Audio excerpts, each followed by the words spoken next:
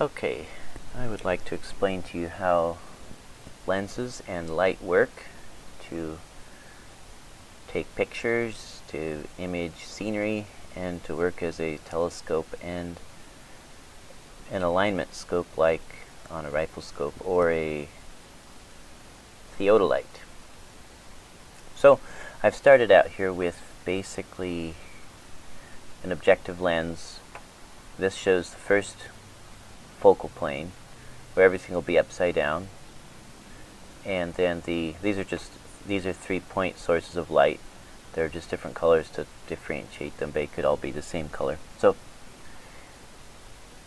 they all focus on this plane, but then the light keeps on going, and then the erecting lens turns it right side up, because if you've noticed, most things like telescopes, toy telescopes and stuff, you look through them and the picture might be right side up, or a lot of theodolites, the picture's right side up, and so on and so forth. Now, in the early days that was not so, and a lot of real telescopes still is not like that, so I'm going to start with a very simple telescope here. So let me shut off those, and this, shut that off, that off, and I'll turn off the upright, the crosshairs there too also. So this is our basic simple telescope. We have, or camera, or whatever. We have an objective lens and the focal plane. It could be a CCD sensor or a CMOS sensor or film, like in the old film days, or it could just be a piece of like wax paper, and you could, you know, see the image on the wax paper. Let me turn on some, okay, nope, wrong ones, I need the short ones. Do I have a single raise short? There we go. Okay. So basically, if there are these 3-point sources of light, they will focus onto the focal plane inverted, for reasons I will demonstrate momentarily. So you can see the blue one is below the center. Oh, and this line here is the optical center line. And all the lenses will be centered and aligned to it as closely as possible. Ideally it would be perfectly. So you can see the one below focuses to above the center line, the one above focuses to below the center line, and the one right on the center line focuses right on the center line. Now, before they had lenses, they just had pinhole cameras. So let me turn on, turn off, oh, all I gotta do is turn off lens 1, and there we go. Okay, so this is a pinhole camera now. This is how it all started out. This is just a flat sheet of metal with a tiny little hole there. And so the light from this point goes, you know, out in all directions, but one path goes through this hole and shines a little dot of light right there on the film or the sensor or whatever. And it's the same, it works exactly the same as a lens. And again, here's the one on the center line, the optical center line, goes straight through. The one below the optical center line focuses above the optical center line. Now, this works, but very little light actually gets in, so the picture is very dim, and you can make it brighter by making the hole bigger, but then it gets really blurry because each point casts, you know, a circle, you know, a dot, a large dot, and so the detail is lost. Although people still do make pinhole cameras and shoot them, you can go Google it. There's people taking and posting their pinhole camera photos, and you can see what I'm talking about. So the reason then we came up with lenses was because we needed more light. We needed to be able to increase the amount of light that comes in to the camera, but still maintain a crisp focus. So that's why we came up with the lens. I guess I can turn the crosshairs off for that one. Doesn't matter. So now we've got a whole new set of dynamics here, but they work identically in principle to the pinhole rays. Actually, I'm going to turn the pinhole rays back on. So you can see this is exactly like a lever. The light takes a straight path, and so however, you know, it passes the 0 point here, and then it diverges here, and it's so if you double the distance between from here down, if you double this down to here, then this one would also double to up here. So it's just super simple straight line geometry and a pivot point, basically. And I'll get on later into how they increase zoom by changing the focal length of the lens and then moving the target back, which allows these beams to diverge more. Okay, so now we go on to these. I have here again my 3 dots in different positions, and let's just look at one of these for now. So the advantage of a lens is it allows much more light to be gathered by the camera. So this works on refraction. When a ray, let's see, let me turn on these. When a ray coming straight through, well, let me just turn those off actually. Yeah, so if a ray comes straight through down the center line, it hits it right here where it's almost flat. It goes straight through, and it's not bent, it keeps going straight through. But when it goes up here, it hits at an angle, and that's why the lens is curved on the surface like this, because that is how it bends the light inside the lens. So the light bends at this junction between the low density air and the high density glass, and bends in because it always bends towards the denser or the thicker. So it bends in, and then when it goes out here again, it bends because of the slant, it bends further in. So it comes to a point, and the light down here does the same thing. It bends up, and so it focuses because this curve is specifically made so that the further out the light ray goes, the further in it bends it. So it actually focuses all the light coming from this point to a point right here. So this means instead of having a single narrow ray coming through and that's all the light we get, we now get all of this light from this full sector. In fact, we get it from the full diameter of the lens. I didn't draw it because I'm trying to keep it simple here, but we get the full light from this entire sector. So it's astronomically more sensitive to light. So let's see here. We've got other colors we can turn on. I'm going to turn off that one. So here's what happens if it's above.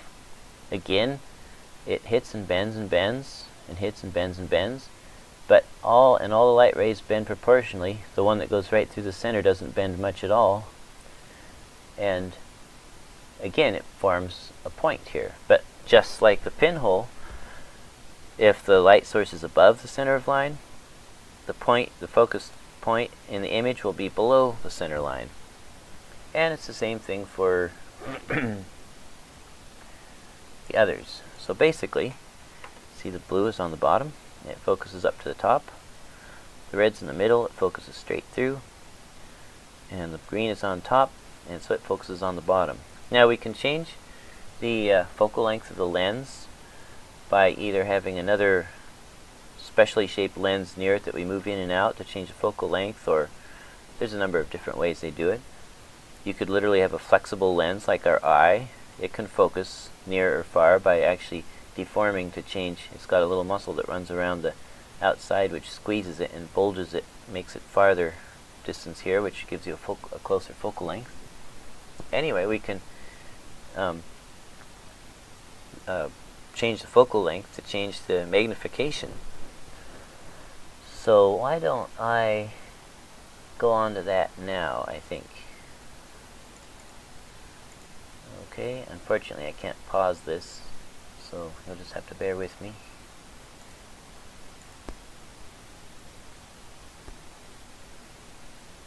Yeah, so here I have what happens if you've got something that's not a point source.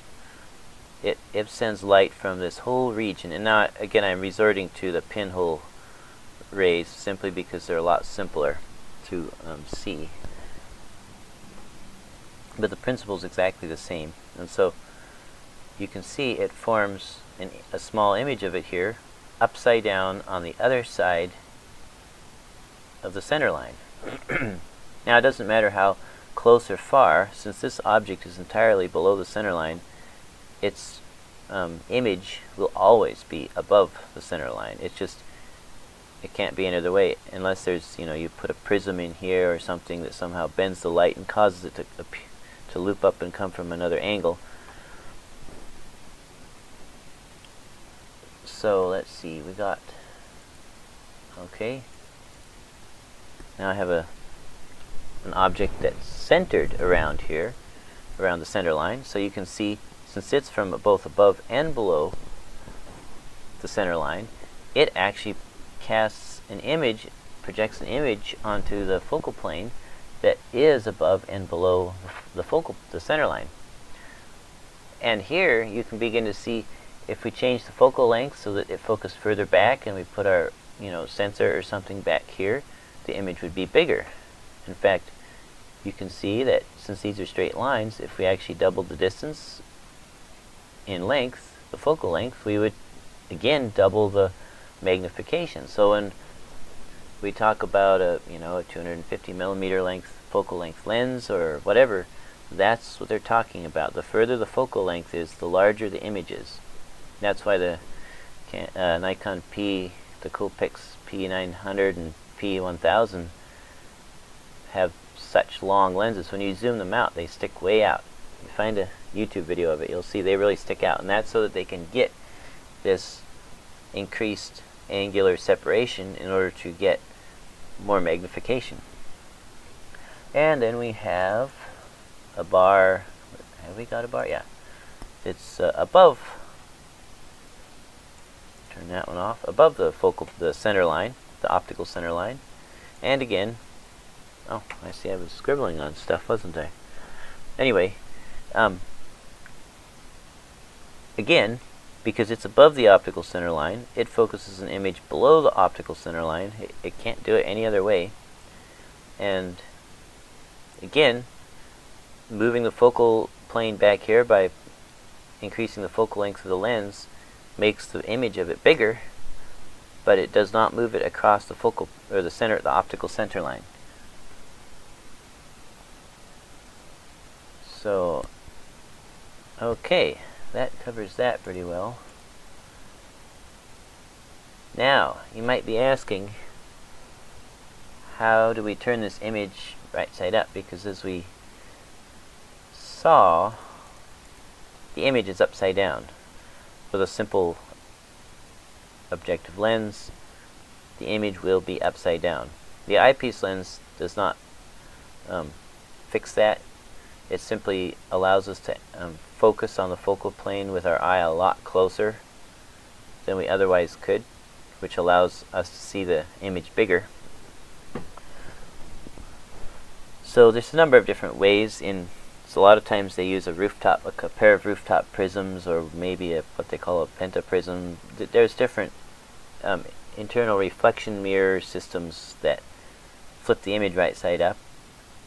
Binoculars usually use a pair of rooftop prisms, which allow the objective lenses to be farther apart than your eyes, which actually gives you a little bit better depth perception, as well as also righting the image, or erecting the image in telescope terms. But there are other ways with lenses and stuff like that. So I am going to show the lens method. So I am going to turn on lens 2. And I am going to turn off, what else am I going to turn on here? Let's see. Now that we've got another lens, we have another focal plane. So the light that's focused to here will actually be observed and focused again by this second lens, thus righting it, or erecting it, turning it right side up, turning the scene right side up. So let's see. Turn off the short ones, turn on the long ones. So those are a little more confusing. So I'm going to start with just the red one. Ha! So in this case, the point of light is still here, and this sector, this cone of light hits the lens, gets focused to the plane, the focal plane, because it's in the center of the optical center. It focuses on the optical center.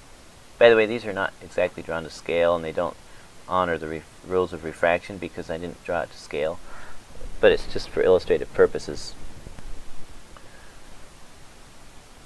Anyway, so then this lens is looking at this point as its object, just like this lens is looking at this point. This lens is looking at this point, and take these light rays and focus them to a point here, which is now right side up, except at this, it's a point, so it doesn't matter, it doesn't have a right side up. But let me turn off the red and on the blue. Now we've got a light source below the optical center, so it focuses a point above the optical center. And this lens, of course, is looking at this upside down first focal plane. And so then it projects it onto the final focal plane, which is where, if it was a rifle scope or a theodolite or some instrument, a dumpy level, some instrument for sighting accurately, it would have a little glass plate in here with some crosshairs engraved in it, kind of like this. And so you can see now that a light source which originated below the optical path, the optical center, even though it was internally focused above, then gets focused below again. So that the picture is what we call erect in telescope terms. It's right side up, it's not upside down. So, and the same thing is with the green. Here we have it's above, and again it focuses below internally, but then the erecting lens focuses it back above again. So again, the image shows up right side up. So now let me turn them all three on. So here you go. It looks a little messy, but you can see that the green, which is on top, is still on top. The red, which is in the center, is still in the center. And the blue, which is below, is still below. So again, we can change the zoom by changing the focal point of this lens, moving this whole assembly here further out, so these spread out farther from each other. But the rules of angles are still maintained. Now you might be saying, well, lenses are complex, can't we do it with a pinhole? Funny you should ask. We actually could. It would not work well, but it would work. So let me turn off lenses 1 and 2. So now we've got, oh, and I need to turn on pinhole for lens 2. So here we've got the objective lens, which is a pinhole right there. There's a pinhole.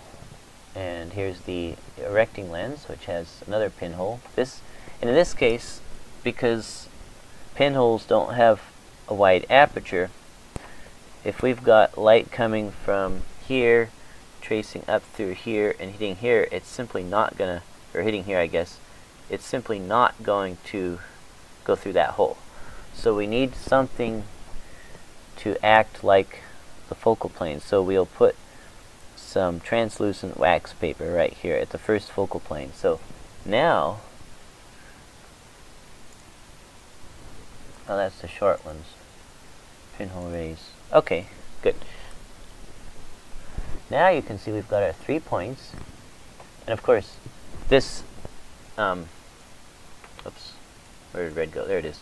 This aspect of a wide aperture is now irrelevant in pinhole because it doesn't, the pinhole doesn't have a wide aperture. So we're just dealing with pencil rays. So this light up here shines through the pinhole and makes a green dot right there, which is, as you can see, inverted. It's upside down. But that makes a bright spot on the wax paper we have here, the translucent film or whatever. So then that bright spot, of course it radiates light in all directions, but a small portion of it forms a line, a path of light that goes through this second pinhole and shines up here on this wax paper. So you can see it started out above the optical center line, it went below, shined off the wax paper, and then went back up through this pinhole and ended up above the optical center line again. Now, this would not work well because the light would have to be tremendously bright, because most of it is lost. Very little gets through this pinhole, and then when it hits the wax paper it goes off in all directions, and then a very, very small fraction of it actually makes it through this pinhole. But it would work. If the light was bright enough and your eyes were sensitive enough, it would definitely work. Okay, so I guess that's about it. Is there anything I missed? Nope, I think I got it all. I'm going to go back to the lenses. Well, let me see. You can see here again, if you wanted to zoom, you'd simply take this whole section here, oops, this whole section here, and move it to the right. And it would create more space, more distance between these two, and it would increase the displacement between each of these vertically, and it would spread it out, and so the image would get bigger. But again, whatever's below the optical center will be above here and below here, and no amount of zooming will move that from where it is. This has to be above the optical center because it goes through this hole and it starts out below, and since it starts out above here and goes through this hole, it has to be below it. Okay, so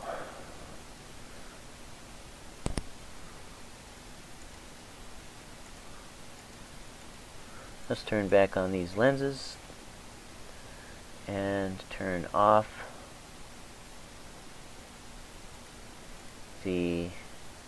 that pinhole and that pinhole.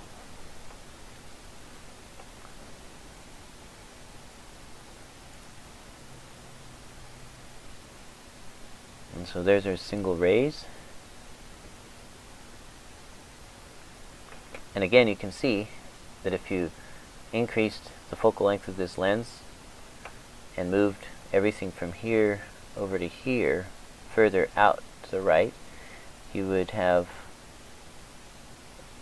more displacement vertically between the things in the picture here, and so you'd get more zoom, more magnification.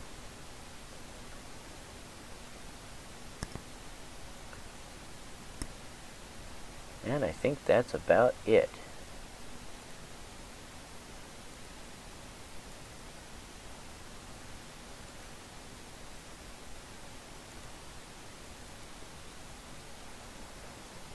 Okay, well, might as well just turn on everything to see that all is one big mess.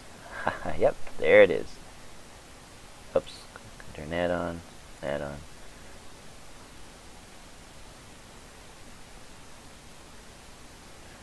Alright, thank you very much.